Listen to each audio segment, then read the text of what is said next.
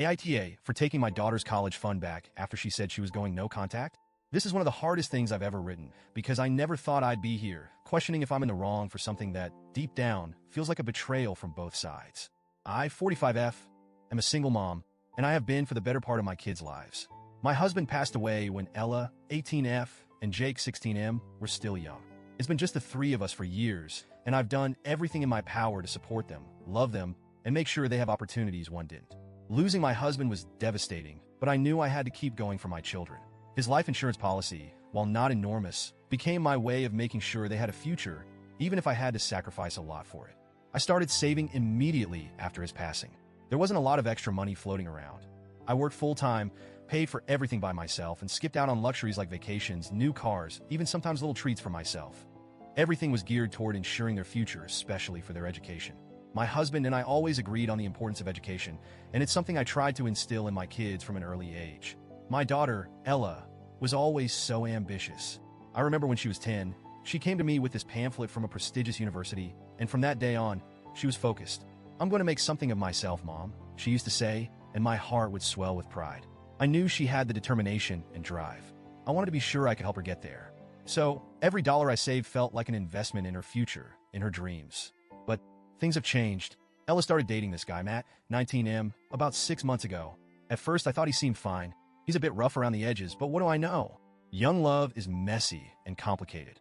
I didn't want to interfere too much. I always believed in giving my kids their independence. But over the last few months, Ella has changed. She's become distant, colder, and more dismissive of me, and everything feels off.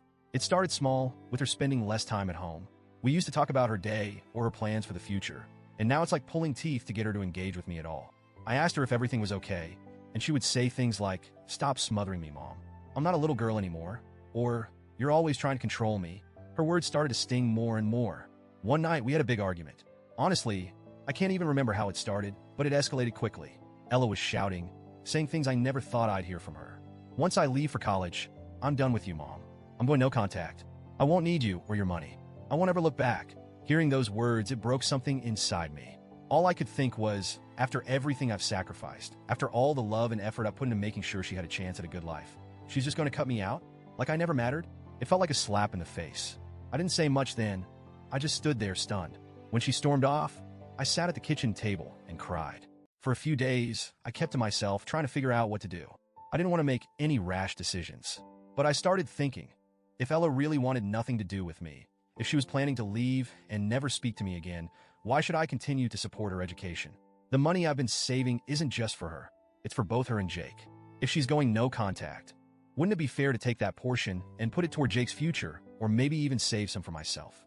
When I finally talked to her about it, I told her that if she was serious about going no contact, she should consider her college fund off the table. I wasn't going to finance the life of someone who didn't want me in it. She exploded. I've never seen her so angry. She called me manipulative, selfish, and said I was trying to control her with money. I couldn't believe it. All these years, I never once used the college fund to control her. It was never leverage. It was always her future. The thought of withholding it didn't even cross my mind until she said she was cutting me out of her life. But now, standing in the face of her anger, I started second-guessing myself. I talked to a few friends. Some said I'm within my rights. It's my money, after all, and I can do with it what I choose. Others said I'm being petty and punishing her for expressing her feelings, that I'm essentially blackmailing her emotionally with the money. I don't know what to think. On one hand, she's an adult now, and she's entitled to her feelings, even if they hurt me. But on the other hand, I can't just ignore the fact that I've sacrificed so much for her, and now she's saying she wants nothing to do with me. Update. After reading the comments, I've realized a few things.